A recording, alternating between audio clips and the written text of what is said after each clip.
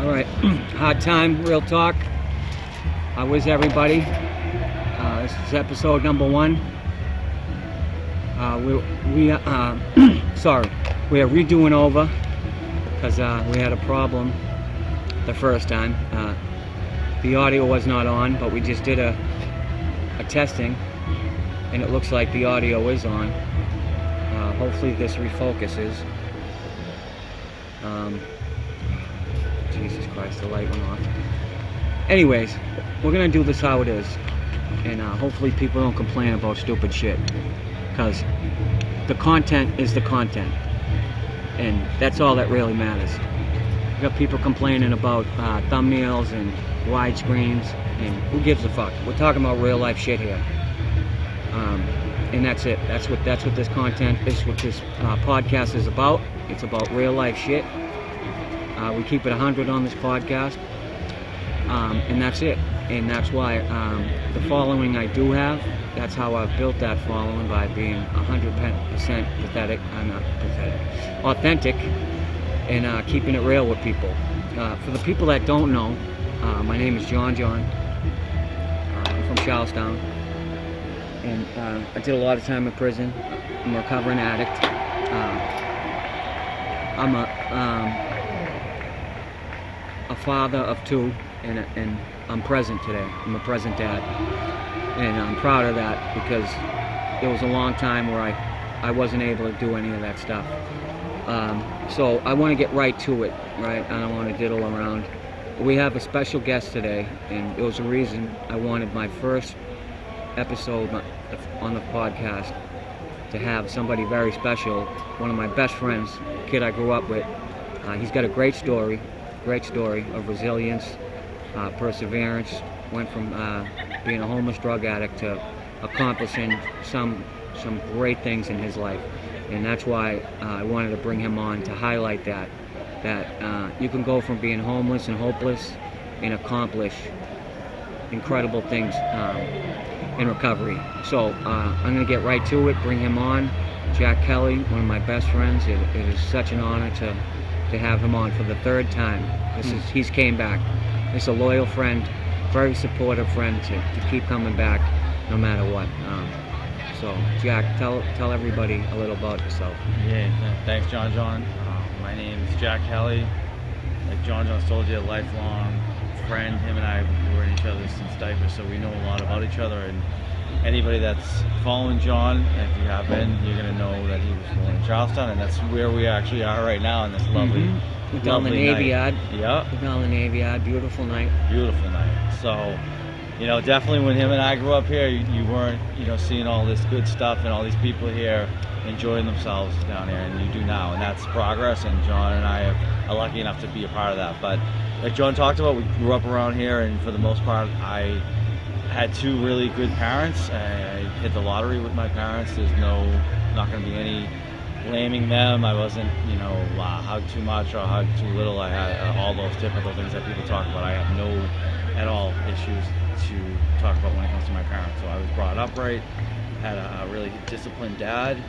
As John knows, that he knew my dad really well. Great guy. Still a great guy, still around, still awesome dude. So brought up well, everything was kind of going well. I turned to hockey. I ended up being a pretty decent hockey player, and like you, was able to go to Mackinac, and I was able to make that team. And that was one of the best teams at the time in all of Massachusetts. In that particular league, the Catholic Central and the Catholic Conference were the sort of top notch, and so it was an honor. Well, the Catholic Central was all right, but the Catholic Conference was the big one. We were ironically in the Catholic Central, which was strange. You used to just dominate. Yeah, it was kind of. We should have been in the those Catholic. League games. Ridiculous. Against Fenwick and shit. I remember your first goal. I was there against Fenwick, right? Yes, you do. That was like. I don't think it was like on a 10-0 game. Yes. 10-0 game. Yeah, I remember. I got a fucking memory. Like, you're not even gonna so. This is a really unrelated story, but I don't care. I'm telling it because it's a fun story. It involves T.C. Harris. So I was a little after this goal, right?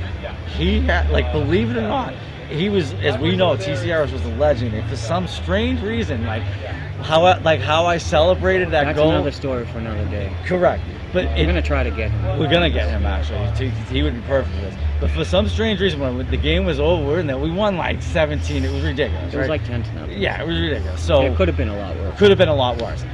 He somehow had like an issue with like how like celebration. Yeah, like, and you know what though, I kind of liked it because like how could anybody, especially someone like him, be in a bad mood after a stupid game like that? You know what I'm trying to say? Like he probably should have scored about 7 goals. I think he scored like 2 and got taken off the ice and was absolutely annoyed with it, like because he could have padded his stats. Cause he was like 4th, I think, all time for like whatever the calculation was. Like I think he could have every time he touched the puck. He was absurd. So he literally like even said something. If anybody's watching this podcast and is our age, and we don't even need to. Everyone would know who T.C. Harris is. The most talented high school hockey player. Right. Not even close. In high school, as far as I remember, and that includes guys that have ended up. I mean, in MIAA. 100%. Not including prep.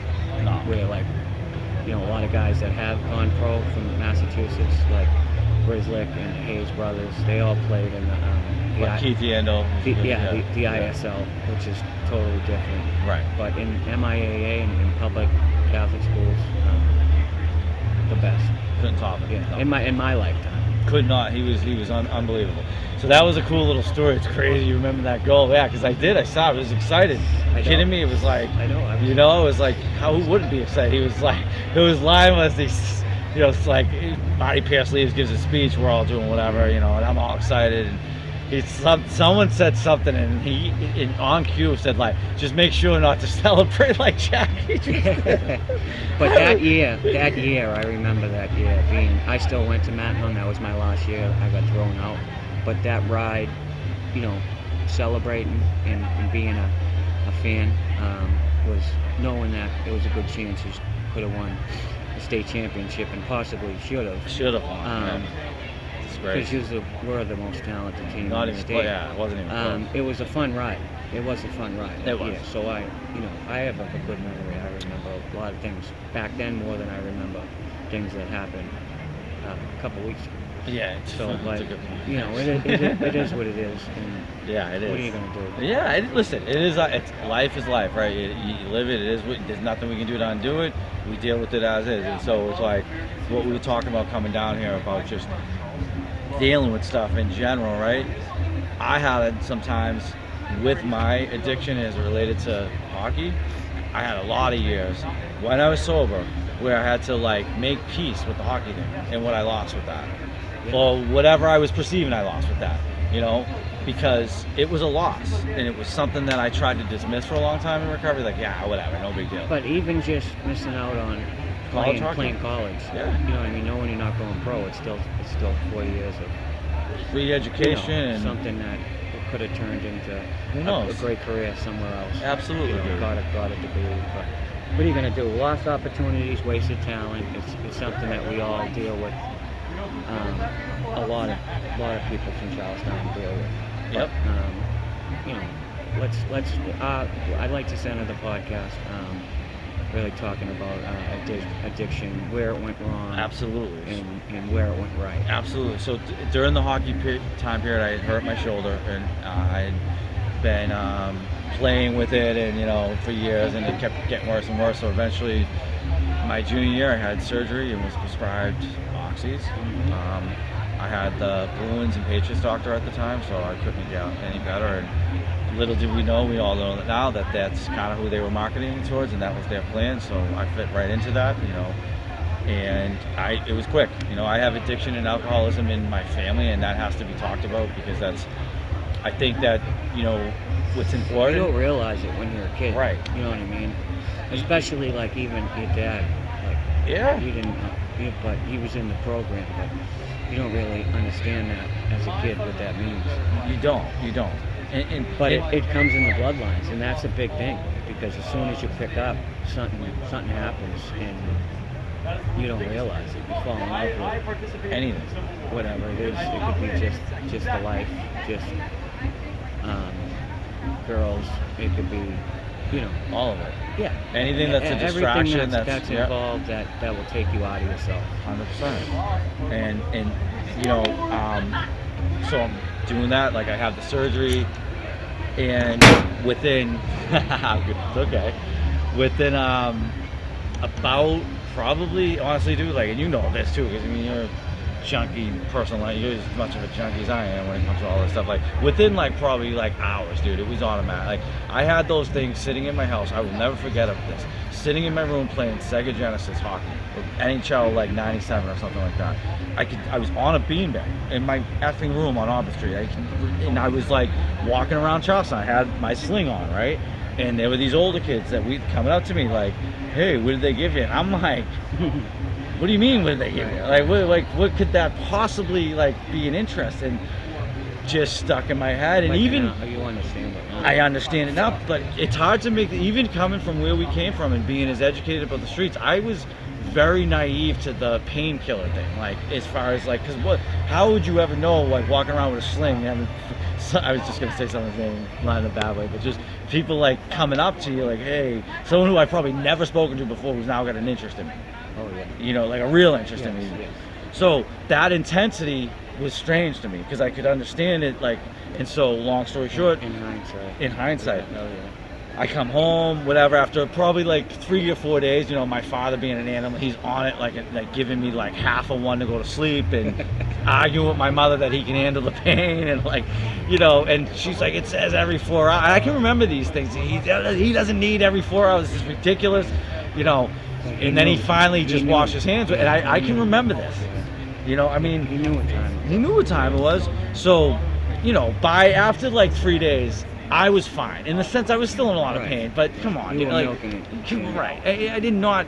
So, but here's the thing: I hadn't tasted the high yet. I got some like kind of like numbness Right, or because whatever. The pain is going through the pain. That's right. So I'm sitting there playing Sega Genesis, right? And this particular person, NL, is the person I'm talking about. Comes into my head in his intensity, right? Comes into my mind about asking for those things. So I'm like bored. I'm like, I wonder what all the hype is about. So I go into my bathroom. There's no, and I take the thing. Oh yeah. It was, I know. Oh yeah. Fuck yeah. I know. you know exactly what I'm talking. Yes. Exactly.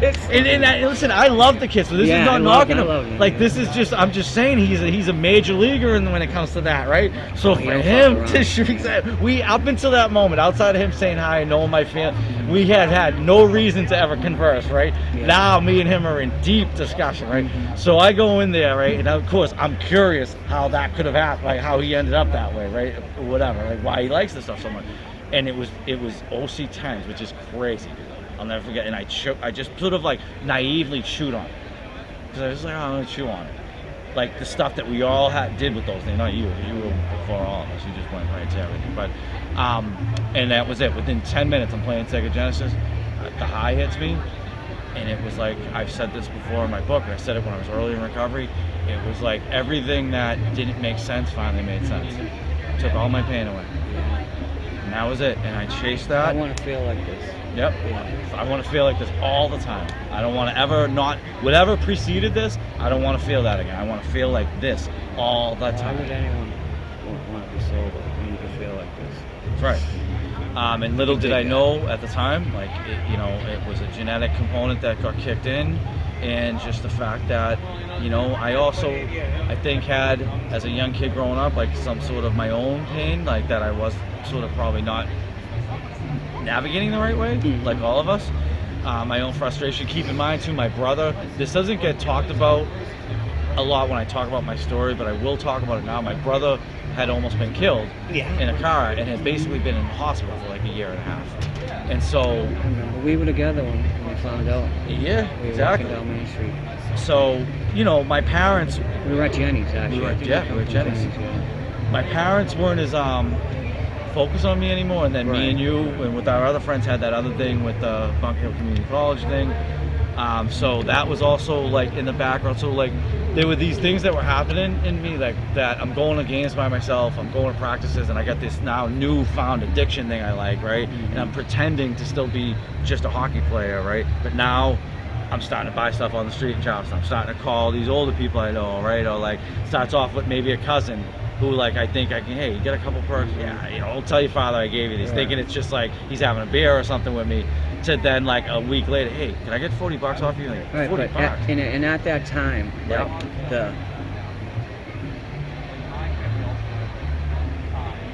the destruction of people's lives like hadn't really come into fruition yet. Correct. Do you know what I mean? Yep. So like no one really knew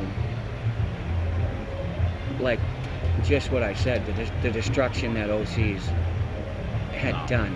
No one did. Do you know what I mean? To everybody. Like everybody hadn't turned to heroin yet. Nope. It hadn't really manifested to what it became. Yes.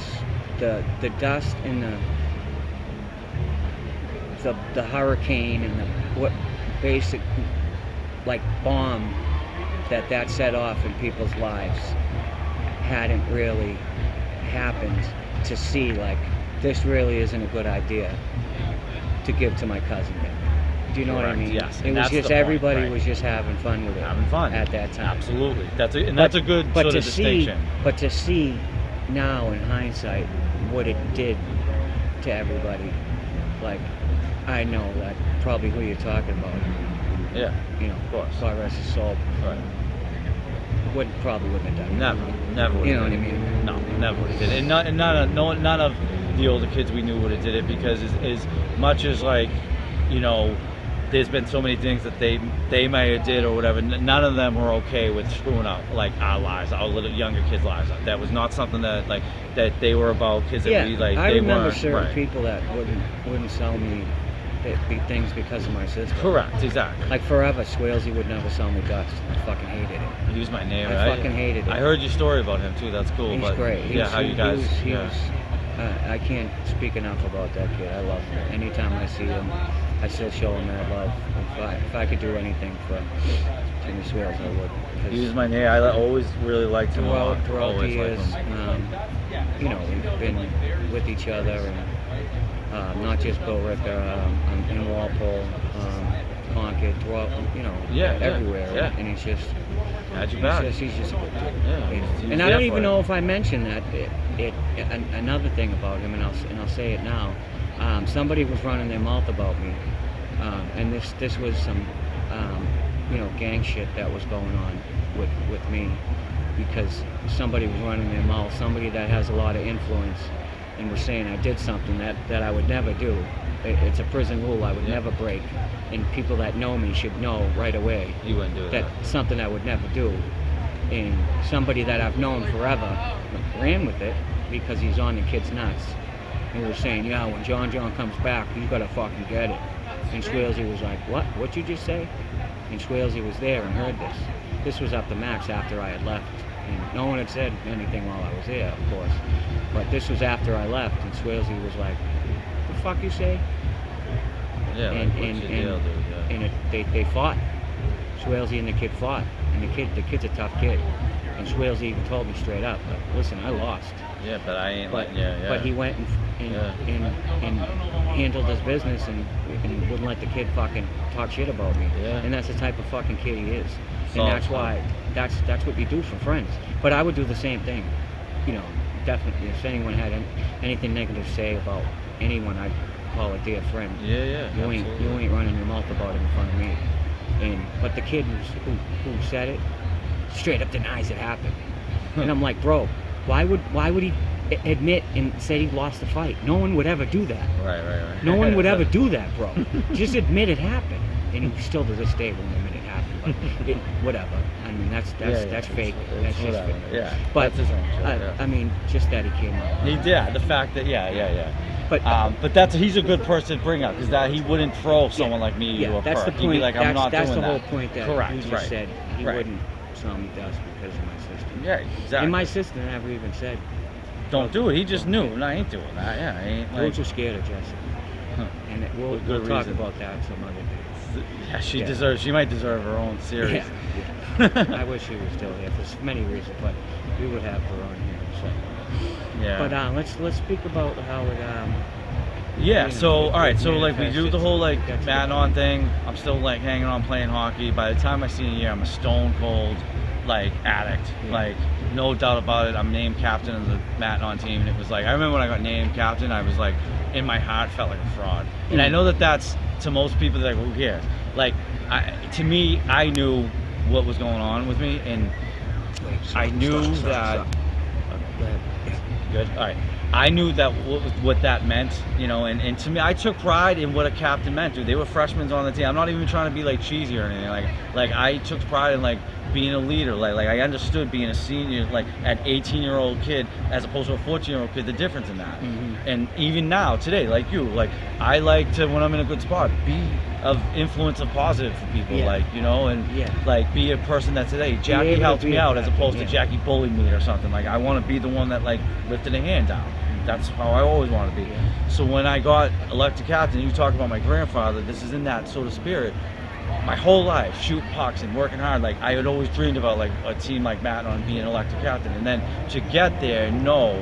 I'm a version of myself that I'm absolutely not proud of, and I know that I'm capable of shit that I'm not who I am.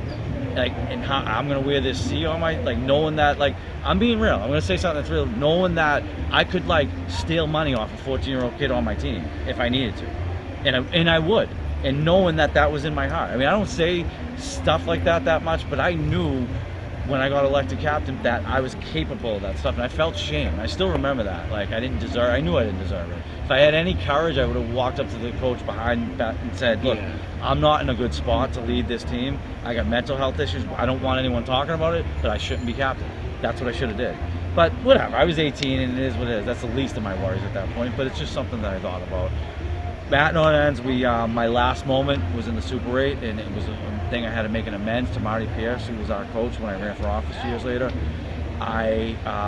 We lost, and I was having a really good game, and he took me off a penalty, and like in that penalty they scored a shorthanded goal and we lost, and we were kicked out of the tournament. And I was like, I'm so ashamed at that what I did with this situation, because drugs ain't even an excuse for this. This is just me. I was just being an asshole, and there's no excuse. Power play goal. Right. What's up? Power play. The puck, so we lost, right? So the puck, but it was off of on a power play goal, short-handed. They took me off the power play, and the people that I got replaced with, doesn't matter who, they scored. Yeah, they scored a shooting on my power play. So I was like, I felt justified in my, you know what I mean, in my. It's my senior year. I'm already like kind of a mess anyway, and so we go to do the handshaking thing, right? I shake hands, and after the last kid we shook hands with, I screamed at Marty Pierce like a complete.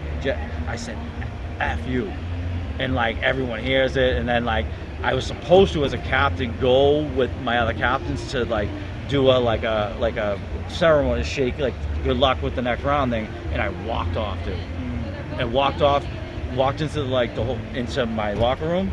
By the time I got done, I was walking around the garden, right, and my team was still going off the ice, my Matnon team, and I was in the stands. That was my last moment, like and I like that. I think of things like that. Quite frankly, my father should have probably like never spoke to me for like a year after that, cause that was such a. I'll just use the word. I know punk has a huge connotation. I don't mean it this strong, but that was about as close as I could get to being as like someone that I was ashamed to be like for my father. I felt bad for him looking back on that, because that was such a bad move, dude. Like to do that. But anyway, so he didn't raise me this way. He didn't raise me that way. I didn't get raised this way. No, I didn't get raised to be a jackass like that. Why is my son acting this way? It's a reflection on me. Correct. Like I'm sitting in the stands, the Zamboni's just starting to go around. I'm a senior. It's supposed to be all right. We lost. Who cares? Whatever. Like, you know what I mean? Like this is like, you know, and we weren't even that good that year. We were a surprise team that year. In fact, like we were. So it was like we weren't gonna win the whole thing anyway. It was just more how I knew that like my mentality where I was at, dude. So long story short, like I graduated Matnon. By the time I graduated, college, I had all these letters and people recruit me, but I wasn't getting recruited because everybody knew I was now on drugs. So I will never I will never forget this. So like, and this is a good segue to kind of like talk about the good stuff. One of the last things that I had, UMass was recruiting me, So I had the letter, and like I called the guy, right, thinking like, you know what I mean, like and I had already been to my first detox at this point. And UMass is like now they're fucking. Yeah, it's legit. Yeah, I mean whatever, it's Team One, you know. They just won a national championship. 100%. A couple years ago. I mean they're legit. Yeah. What's his name went there? He's one of the best defensemen in fucking hockey. What the hell? Cale McCarr. McCarr. Yes. Yeah, fucking great player. Great player. So, any like to your earlier point, like how cool would that have been? Like just say like in a fantasy world, I got to play like look at Fuji. Yeah, exactly. Of course, dude. Like, that's another person. Like you know even what? if I did They're nothing, mine. John, but get my degree, right, and have like my friend, like say in a fantasy world, we were all okay, normal people, right, and everything worked out well. I could have been at UMass playing hockey, right, get a free education, and have like my friends come out and hang out with me. But and also, you would have been playing in Hockey East against guys that were all probably around. No, that was way before Boudreaux, but a lot of the Jauntas. Yeah. A lot of guys that played at BC. That's when BC was stacked. Stacked. The BU was stacked then. You know, you would have played against I would have been playing guys. against them. Yeah.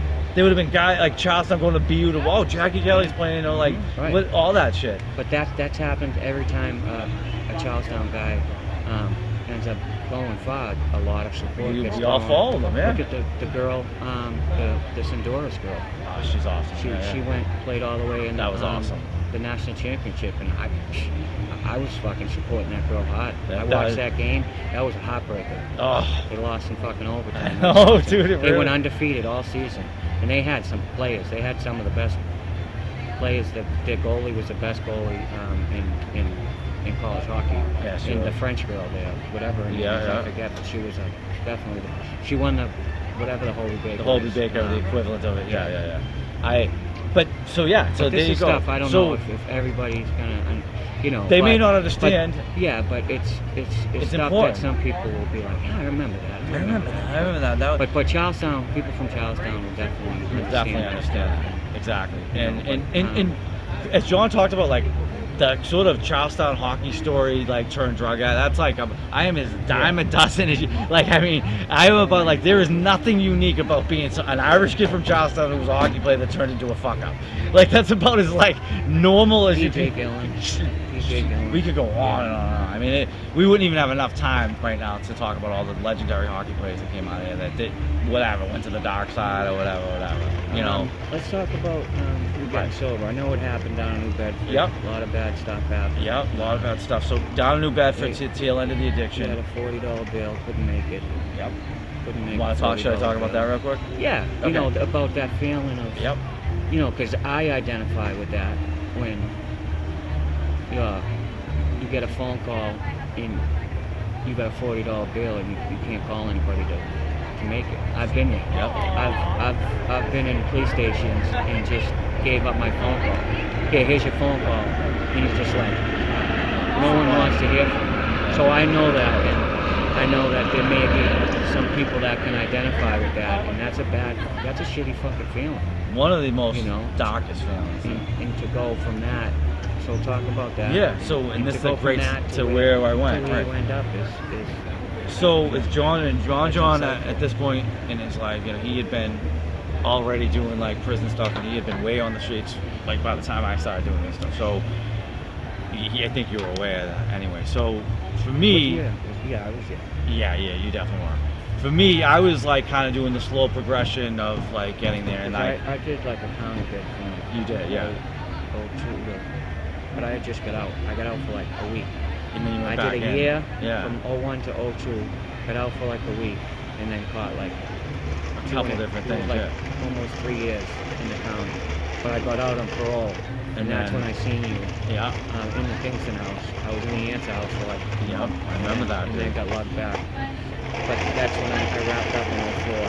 Is when I spoke this So year. that was about 6 months preceding that. So I'm with John's talking about where I got sober in that time period was at this place called the Kingston House, which is Boston Rescue Mission. It's a homeless place for drug addicts. I was there. He was there. It's kind of about as low as you can get in the sort of rehab world. Jails, institutions, and death. But like, I was running amok down New Bedford like for a while, right? And so I got arrested. I was doing these things where John had done some variation of it, where I was going to like Stop and Shops and stealing their DVDs and like and you had talked about you had done that at one point. Yeah. Like, because it's hard to understand the time period. They used to have DVDs and CDs had value because you could go to a place like Strawberries and Sam Goody and sell used CDs. But I basically put Blockbuster out. right. It's like, so I was doing sort of the same thing, and I had a car that was, what I thought was a girl who I was seeing at the time. She said it was her mother's car. It turns out, at one point, it was her mother's car. A year before that, yeah.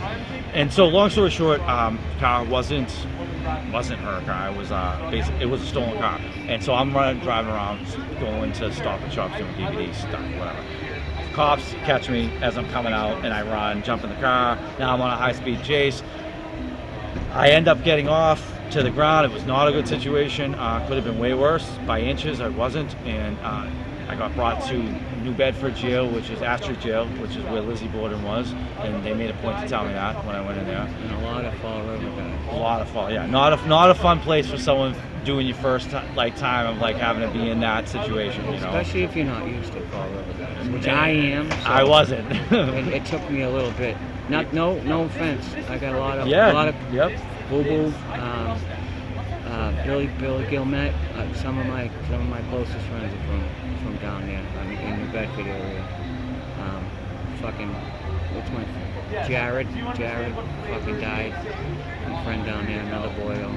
A lot of my Boyle friends. I ended up being on that side of things when we all split. It was me and all the New Bedford. All like the New Bedford. All the New Bedford and Fall River guys, because they were. I had to say them.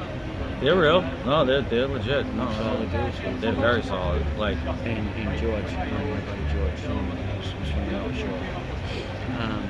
yeah. So you got sober. got sober. So the Got 40, sober. yeah, got sober, got in there. Eventually was able to get out of that. And the last quick little thing on that, yeah, I had a phone call, and I couldn't. For $40, no one was coming to bail me out. And so you know what that meant? I had to kick heroin in Astrid Jail in New Bedford. That's what I did. I was in there for 2 weeks. And I had to deal with, not a fun time. Even though it was only 2 weeks, if you're out there and you're messing around with drugs, let me tell you right now, right? You will regret everything the second those bars close, and you ain't getting out, and you're gonna kick dope in there. There's nothing worse. I mean, I can't even. You've been through there. It's not even something that I'm gonna sit here and act like I sort of like toughened it out. I survived it. Yeah. It was hard to even explain how bad it was. So right. I want to highlight. I don't know why this fucking time keeps going down, but it does. I want to highlight some of the things you've done in recovery. So get sober. Start going to AA. I get into a good group of people, and connection's important. We've talked about this, and I was able to catch a good wave of I'm going to call it recovery momentum, and I just ran it. And within that, I had to do all the stuff that we're all going to have to do, clean up my records of the past, and I slowly did that. But as I was doing that, I had ambitions. I wanted to do other stuff, and I got into politics, and eventually led to me being appointed as a neighborhood liaison to This was Charlestown. 2004. He got sober. Here we are. What's it, 2025? Yeah. So that's 2003 he got sober. 22 years. Yeah, 22 years. 22 years. It's been fucking crazy. It's amazing. It's crazy. Actually, he's been sober long enough to drink. Yeah, never had a legal drink, by the way. Right. Never had a legal drink, Crazy. which is ridiculous. But so get sober. As I had gotten into politics, did 5.5 years for former mayor of Boston, Tom Nino. In 2013, I ran for office, and although I didn't win, I ran for Boston City Council at large. I was endorsed by the Boston Globe, which for an Irish kid from Charleston, that was a really big deal for them to do that. I was endorsed with the current mayor, Michelle Wu, Congresswoman Ayanna Pressley, and former City Councilor Michael Flaherty, and then me. And they talked about me being from Charlestown, me shooting heroin. I didn't say just drug. I said shooting heroin. Purposely did that for all of us, because people needed to see that that's what it is. And so I like to think that I had a little positive impact. That's a real, like very important job. Yeah. And it's crazy that he ended up with that job. Very crazy. And almost ended up with city council. Almost got elected Very office. close. Right. Ended up climbing Everest. So I went to Mount Everest.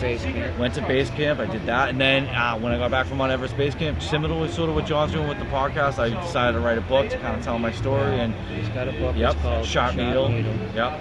You can get it on Amazon, whatever, all the same places you can get it. If anybody wants a copy, let me know. I'll get you one for free. I have no problem doing that. And what else happened? So, I was a delegate to the Democratic Convention in 2008. Wait 1 second. I think we have, we still have time. Yeah, we got a little bit. Yeah, we got I think it says we have 34 minutes still, so we can slow down. Okay. I'm sorry that it seems like we were speeding up. We thought it looks like it's only given us X amount of time, and I didn't want to do that because the first two podcasts, the first one, wasn't the greatest because Enzo was like walking us through it like ridiculously. The last one we had just flowed perfectly because we thought everything was getting recorded. There was no rush, and we just flowed through it, not thinking there was any time limit. So everything got in organically, and that's the way it should be done.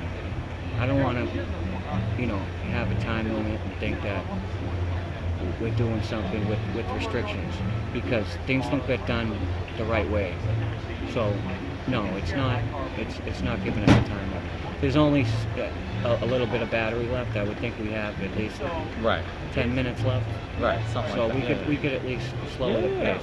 So all right, we'll get back from Mount Everest, and I write the book about Sharknado, and that chronicled everything that we're talking about in depth. Imagine that. That's something I want to do, but he got a publishing fucking company to pick up the book because of everything that he accomplished. And that was that long ago. That was before he's done even more since then. Yeah. You know what I mean? That even I know of. He's ran marathons, ran multiple marathons in multiple cities.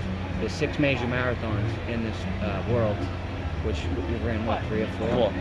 4. Boston, New York, Chicago, Berlin. And that's the one you like. In the fucking Berlin Marathon. And the reason for the Berlin Marathon was his grandfather, which I know Jay Trimmins. I'm going to send this to you, Jay. Jay loves history. And if you know Jay does YouTube videos. Oh, he's got that cool, yeah. I've seen his stuff. Awesome fucking YouTube videos. He did his stuff on Charlestown was good. Yeah, I thought it was good. Subscribe to Jay. His grandfather was a prisoner of war during World War II at 18 years old, if you can imagine that. Being 18 years old in a prisoner of war behind enemy lines in Nazi Germany with the SS. That's just unimaginable at 18 years old. And if you could just think what type of man he is and was. And he actually went back. A great man. I could say that I knew him. I knew him. You did know him. Great man.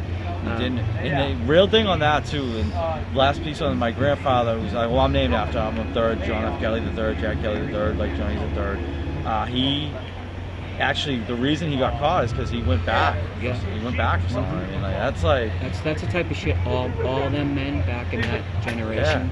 That's how they were all built. I said it on last one and the first one. That generation of men was the last generation of men being just men. Yeah. And that's so lost. Has gotten so lost in society. And they're trying to take it from us, like liberal media is trying to take manhood. and I don't mean that in the prison sense. I just mean that in the sense of like they don't want the traditional man being a man. They don't want the nuclear family being a nuclear family, and that's a communist. That's part of the Communist Manifesto.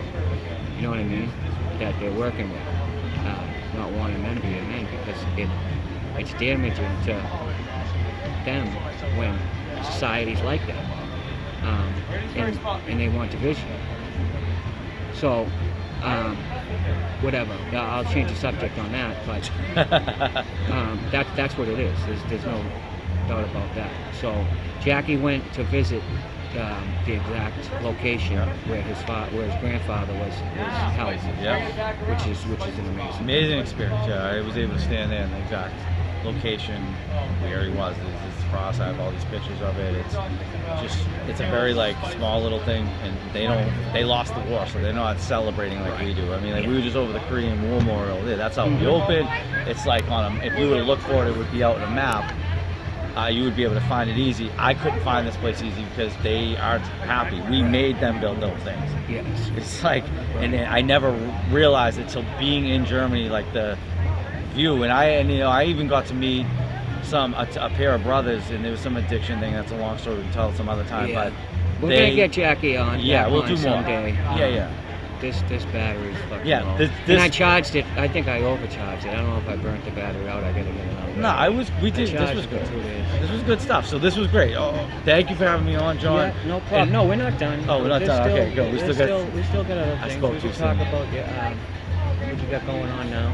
So yeah, I have since I've in my kind of more recent time in my professional life, when cannabis became legal in Massachusetts, like it's been legal in a lot of places, they had a thing called the Social Equity Program, which was for people who were victims of the war on drugs. I applied for it as is, and I got in, and I took a lot of pride in that I completed that program, because it was, to me, represent not just me, it was all of us. That's like, we were victims of the war on drugs, 100%. Like, and so that was a while. That was like 5 years ago, and since then I was just approved to have open up my own shop. I'm the 100% owner in Sullivan Square, a place we grew up, and that symbolically means a lot to me, because it's like came from the streets, and now like we're legally, like that's we should be benefit from that. And so I can't wait. I'm a big supporter. I'm a huge supporter. And anything I could do as far as social media, of course, to throw that out there, and I'm gonna get, like I said, Jake. He's done a lot of advertising for pot shops. And on his page. So we'll have to get you in there when it's open too. Like you can do something like in there. That'll be awesome. That'll be like amazing. We'll definitely get that out there, and I can't wait for that to happen. Yeah. So I'm going through that process right now, and like it's not easy having a business, and like it's for a million different reasons. People are bad. He's been keeping me updated the whole time, and the shit that people do. And these aren't criminals. These are legal. These are just regular people. When it comes to money, people are really fucking slimy. Yeah. There's no other way to say it. People really are, and it's like everywhere you go, even on, with Tim trying to get the business, with this social media shit, you start to realize that like I never really thought that much into it when I decided to go all in on this. And then you realize you get so many fucking critics, so many people that have so much to say when you're trying to do something positive. And it's like, what do you care about a fucking thumbnail? Like, don't you think I'd do it if I knew how to do it? I fucking tried. I tried. It was like trying to learn Mandarin.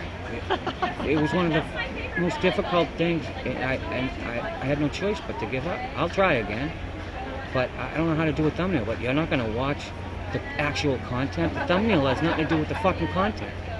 Someone told me they're not subscribing because I didn't do a fucking thumbnail, which I don't care. Take your subscription and rub it up your fucking ass. Rub it on your chest and then stick it up your ass. And then another kid that I know, and I thought like it was just going to be easy, like, hey, I know he's a recovering addict, and we vibed over sneakers, and we have been for like 5 years. So I figured, hey, I sent him the video, like, hey, you want to fucking just give this check it out, or even if you don't want to, just fucking throw a like, a comment if you want. Oh, I don't watch the podcast. I don't watch Joe Rogan. Like, sorry, fucking clown. And then he like said something crazy back, telling me to dial it down. I'm like, I don't dial it down.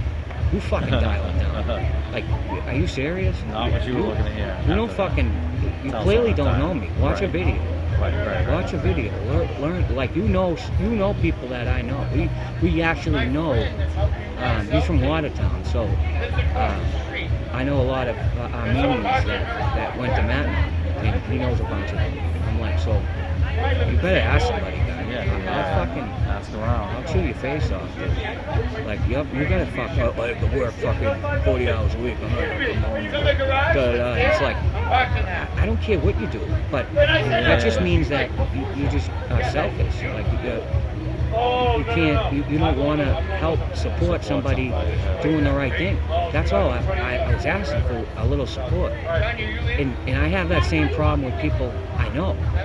People that kiss my ass when we were together. When we're in the joint, whether we're in a program, it's all like, John's a good dude, John's my boy. But now I'm asking for support, and it's like, I get silence. Right. People act like they don't see the messages. But there are people that do, and I appreciate the people that do, because they get the concept of how easy it is just to throw a like and a comment, because it takes fucking 30 seconds. You know what I mean? I'm trying to do something here, and I can't get the views to more people if I don't get the support, if I don't get the engagement. There is a huge audience for this content. There's a huge audience for it. Look at how many followers, like people like fucking Wes Watson and idiots like that have. People that are fake as shit. They're making millions off fake shit. And I'm trying to put real shit out there to get people that'll fall for that shit. They'll fall for that shit. And if I get my shit out there, all I gotta do is get these idiots to see my shit. And that's it. I'm just trying to get my shit seen by more people, because I think if that happens, that the shit will blow up. You know, and that's why I ask and send my shit to people. And I hear people are complaining about me sending my shit to people. Then tell me to stop sending it. I won't send it. Do you know what I mean? But I'm just looking for support. I don't send my shit to anybody that I wouldn't do the same for. If you sent me your shit saying you were trying to do what I'm doing, I'd be like, oh yeah? Alright, you got that, no problem. You got that. But it is what it is. People are tough. And it's like, I guess I just gotta figure out a way to deal with it. It comes with the territory. So You'll get used to dealing with, like, regulating, like, your emotions and something. Like, you're just starting out with this stuff. It's the first time you're seeing people, like, on a comment section talk about it. It's not easy to, like, process it at first. And like I was watching, it's even hard watching people come at my friends. Yeah. My boy Sawbuck just did an interview on I'm getting distracted because there's fucking idiots next to me making a bunch of noise. On B Luke's podcast, and he's just answering the questions that are asked, and then people are just coming at him crazy in the fucking comments, laughing at him. and it's like, It's ridiculous. yo, I just started going crazy at people in the comments, because it's like, yo, you don't even know him. You don't know. Right, why you don't know say, Sawbuck. why you even like you just have no idea. You wouldn't say that to his face. That's what gets me crazy about fucking social media. People just having the balls to say anything because they have that protection. But you wouldn't say it if you were anywhere near the fucking dude. Want to sound crazy about this? I can guarantee that you would get punched in the face by Sawbuck. When I ran for office, a comment that happened to be, at this point I was used to, like, people whatever respond to it. But in one of the comment sections that I was reading, someone brought up my cousin Megan dying and said, like, they had to have known me, and it was an anonymous comment. They were like something to the effect of, like, you should be joining her soon or something like that. And it was like,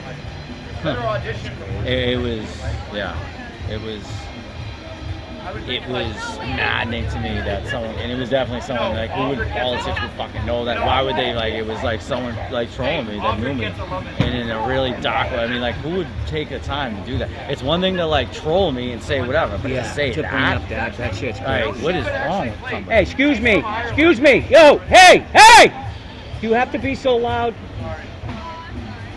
Thank you. Why are you staring at me? What the fuck are you staring at? You are very loud.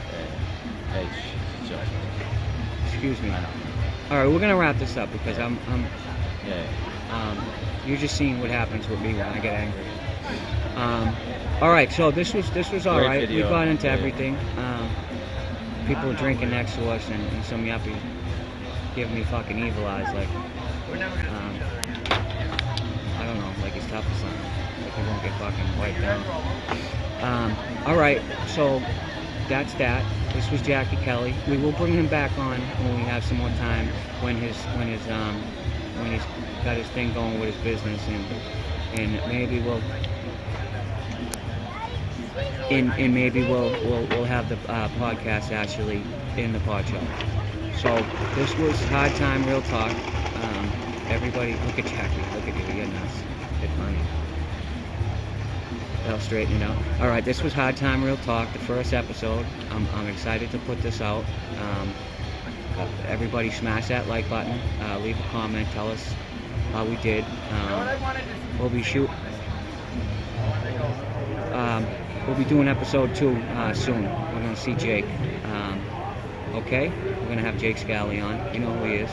Look at Jackie. Look at Jackie's face. All right. So, all right, everybody, please do what you have to do. Hit those buttons. I love y'all.